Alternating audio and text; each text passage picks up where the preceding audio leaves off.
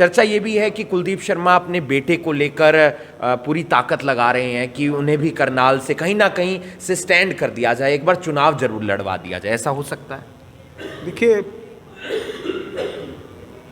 ये सूचनाएं आपको कहाँ से मिल रही हैं? चर्चा रहती है, मैं इस पे कुछ वो नहीं कह रहा। राजनीतिक परिवार का हमारा राजनीतिक परिवार है, तीसरी पीढ़ी चल रही है, तो चर्चाएं तो रहेंगी। और अगर हम चर्चा में ही नहीं हैं तो हम राजनीति में भी नहीं हैं। तो इसलिए अगर ऐसी चर्चाएं कोई कर रहा है तो हमें राजनीति में गर्म तवा मिल रहा है, सेक लेंगे। जब चुनाव लड़वा देंगे, जब मौका आएगा। देख, मुख्यमंत्री जब भी करनाल में आते हैं बड़ा डर का माहौल रहता है और कहीं ना कहीं खुशी का माहौल रहता है। डर का माहौल इसलिए रहता है कि सारे बाजार बंद करा दिए जाते हैं, सड़कें बंद हो जाती हैं। अगर अधिकारी ऐसा ना करें, उनका थोड़ा टाइम वेस्ट हो जाए तो अधिकारियों पर डांट पड़ती है। तो फिर खुशी का माहौल इसलिए है कि सूचनाएं आ रही हैं कि मुख्यमंत्री जी करनाल से पलायन करना चाहते हैं। तो लोगों में, करनाल के लोगों में बड़ा खुशी का माहौल है कि 10 साल तक जिसके सिर पर ताज रखा हमने, वो अब जा रहे हैं। हमारे साथ कांग्रेस नेता कुलदीप शर्मा मौजूद हैं। कांग्रेस एक बड़ा प्रदर्शन करने जा रही है क्योंकि हिडनबर्ग की रिपोर्ट आती है, उसके बाद अडानी के शेयर धड़ाम गिर जाते हैं, फ्लक्चुएशन होने लगती है, कभी ऊपर तो कभी नीचे, और संसद में भी इसको लेकर बवाल मचा था। और कल LIC दफ्तर के बाहर प्रदर्शन रहेगा कांग्रेस का। कुलदीप शर्मा हमारे साथ हैं। सर, सरकार पर लगातार दबाव बनाने का प्रयास कर रहे हैं, लेकिन अभी तक कोई भी जो मंत्री हैं या पार्टी के बीजेपी के नेता हैं वो इस मुद्दे पर ज़्यादा कुछ बोलते हुए नजर नहीं आते। देखिए, दो पहलू हैं। एक तो ये है कि देश में ये पहला घोटाला नहीं हुआ है। माननीय प्रधानमंत्री जी ने कहा था कि देश का मैं प्रथम सेवक हूँ, चौकीदार हूँ, खाना खाऊंगा ना खाने दूँगा। लोग खा पी कर हजम करके देश से निकल गए। 1 लाख नहीं, 5 लाख नहीं, लाखों करोड़ रुपया। और मुख्य प्रधानमंत्री जी कहाँ थे? क्या जवाब है उनका? आज तक उन्होंने कोई प्रेस कॉन्फ्रेंस नहीं की ताकि उनसे आप जैसे लोग पूछ सकें, प्रधानमंत्री जी आप तो चौकीदार थे और आपकी चौकीदारी में चोरी हो गई। दूसरी बात यह है कि कांग्रेस एकमात्र विपक्ष है इस देश में जो कश्मीर से लेकर कन्याकुमारी तक भारतीय जनता पार्टी की कुरीतियों के खिलाफ आवाज़ उठा रहा है। We are the opposition, main opposition. हम चाहते हैं सब इकट्ठा होकर करें, लेकिन आज के दिन आवाज़ राहुल गांधी की सुनाई दे रही है या कांग्रेस की सुनाई दे रही है, जो इसके साथ। तीसरी बात है, देश के विपक्षी नेताओं ने चिट्ठियां लिखी हैं कि विपक्ष को दबाने के लिए हथकंडे अपनाए जा रहे हैं, तरह तरह की कोशिशें की जा रही हैं, संस्थाओं का गलत इस्तेमाल करके आवाज़ को दबाने की कोशिश की जा रही है। तो दूसरा सवाल क्या था आपका? अब 13 तारीख को आप राजभवन जा रहे हैं, पहले भी राज्यपाल जी से मुलाकात हुई है, आपको लगता है सरकार पर दबाव बनेगा आपके इन प्रदर्शनों से? देखिए, वैसे तो हमारी जो लोकल भाषा है उसमें कहते हैं जो नक्षेत होता है ना, उसको कोई फर्क नहीं पड़ता। तो ये एक ऐसी सरकार है यहाँ जो नक्षेत हो चुके हैं, इनको कोई फर्क पड़ने वाला नहीं। लेकिन हम अपना प्रयत्न जारी रखेंगे, इनके खिलाफ आवाज़ उठाएंगे, जन जागरण अभियान चलाते हैं। घोटाले तो आपकी सरकार में भी हुए हैं केंद्र के अंदर, लेकिन अब इस घोटाले को लेकर आपकी क्या मांग है? मैं बड़े सम्मान से आपसे पूछना चाहता हूँ, कौन सा घोटाला हुआ? कोयला, 2G स्पेक्ट्रम। 2G स्पेक्ट्रम में क्या आया कोर्ट का वर्डिक्ट? लेकिन उसके बाद कोर्ट ने कहा हुआ ही नहीं। हम कोर्ट की माने कि किसी और की माने? कोयला घोटाले में कोर्ट ने चार्जशीट ही दायर नहीं की, 9 साल हो गए। आपकी माने किसी और की माने? कॉमनवेल्थ गेम्स में क्या हुआ? किसने घोटाला किया? किसके खिलाफ चार्जशीट आई? कुछ नहीं आया। ये सब कांग्रेस को बदनाम करने की साजिशें थी। अब जिसकी रही भावना जैसी, प्रभु मूर्त देखी तिन तैसी, इनकी भावना है खुद बेईमानी की, इसलिए इनको सब बेईमान दिखाई देते हैं। मांग क्या है आपकी? किससे आप जांच करवाना चाहते हैं? जॉइंट पार्लियामेंट्री कमेटी से नज़दीक, कम हमें कुछ नहीं चाहिए।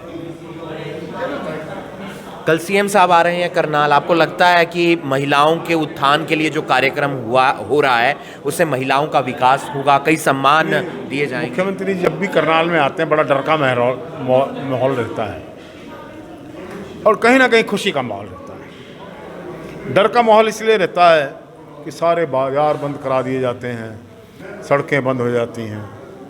अगर अधिकारी ऐसा ना करें, उनका थोड़ा टाइम वेस्ट हो जाए तो अधिकारियों पर डांट पड़ती है। तो फिर खुशी का माहौल इसलिए है कि सूचनाएं आ रही हैं कि मुख्यमंत्री जी करनाल से पलायन करना चाहते हैं। तो लोगों में, करनाल के लोगों में बड़ा खुशी का माहौल है कि 10 साल तक जिसके सिर पर ताज रखा हमने, वो अब जा रहे हैं। आपको मौका मिला, आप सीएम साहब के सामने चुनाव लड़ेंगे? अभी पहले तो सीएम ये फैसला करें वो लड़ेंगे कहाँ से। जब उनका यही नहीं पता वो कहाँ से लड़ेंगे, तो मैं अपना फैसला आपको कैसे सुना दूं? क्या मुख्यमंत्री जी गन्नौर से मेरे खिलाफ लड़ेंगे? आए, स्वागत है। मुख्यमंत्री जी गन्नौर से लड़ना चाहें तो उनका स्वागत है। आप लोकसभा के चुनाव कई बार लड़ चुके हैं, मैंने हालांकि आपके विधानसभा के चुनाव कवर किए हैं। लोकसभा का मौका मिला करनाल से आपको, इस बार नज़दीक है चुनाव, ज़्यादा दूर नहीं रह गए, बिगुल बच चुका है, लड़ेंगे आप चुनाव? पार्टी फैसला करेगी। मैं किसी चुनाव का कभी इच्छुक नहीं रहा, ना मैंने कभी गन्नौर से इच्छा जताई थी, ना कभी करनाल से इच्छा जताई थी। पार्टी हमारी सेंट्रल हाई कमांड है, लेकिन मेरी प्राथमिकता ये है कि मैं गन्नौर से विधानसभा का चुनाव। एक आखिरी सवाल, थोड़ा सा पर्सनल हो सकता है। जब हम फील्ड में रहते हैं, तमाम लोगों से बातचीत करते हैं, चर्चा ये भी है कि कुलदीप शर्मा अपने बेटे को लेकर पूरी ताकत लगा रहे हैं कि उन्हें भी करनाल से कहीं ना कहीं से स्टैंड कर दिया जाए, एक बार चुनाव जरूर लड़वा दिया जाए, ऐसा हो सकता है? देखिए, ये सूचनाएं आपको कहाँ से मिल रही हैं? चर्चा रहती है, मैं इस पे कुछ वो नहीं कह रहा। राजनीतिक परिवार का हमारा राजनीतिक परिवार है, तीसरी पीढ़ी चल रही है, तो चर्चाएं तो रहेंगी।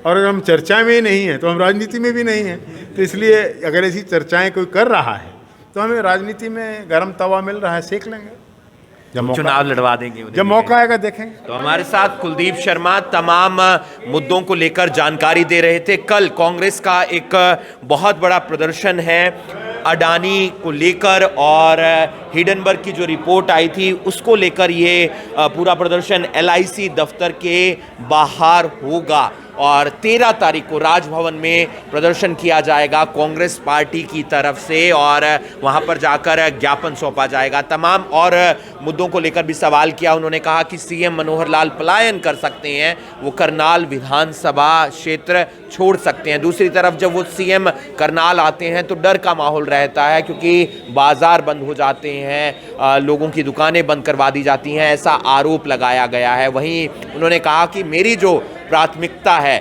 वो विधानसभा चुनाव लड़ने की है गन्नौर से, लेकिन टिकट किसको मिलेगी, कहां से मिलेगी, ये पार्टी तय करेगी। आप बने रहिए करनाल ब्रेकिंग न्यूज के साथ। प्रदर्शन है कांग्रेस का, क्या प्रदर्शन रहने वाला है और किस तरीके से सरकार को घेरने का प्रयास रहेगा?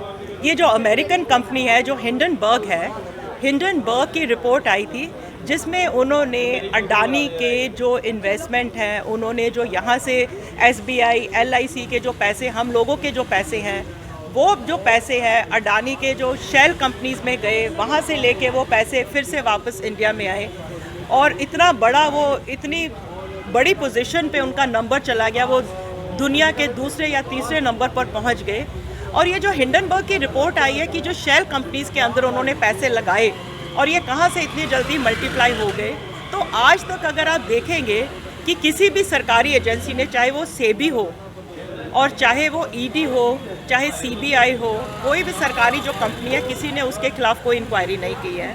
और हमारी मांग है कि JPC जॉइंट पार्लियामेंट कमेटी बने और वो इस चीज़ को जो है देखे कि क्या हुआ, और या जो है जो सुप्रीम कोर्ट के कोई सिटिंग कोई जज है या चीफ जस्टिस है, वो इसकी इंक्वायरी करे। इसीलिए हम जो है ये धरने लगा रहे हैं, क्योंकि ये जो सारा पैसा जो है अडानी का, ये कहाँ से इतना पैसा आ गया है। लगातार कांग्रेस प्रदर्शन कर रही है अडानी के खिलाफ, LIC के खिलाफ, SBI के खिलाफ, और कल कांग्रेस का प्रदर्शन होगा LIC दफ्तर के बाहर। 13 तारीख को राजभवन में राज्यपाल जी को ज्ञापन भी सौंपा जाएगा।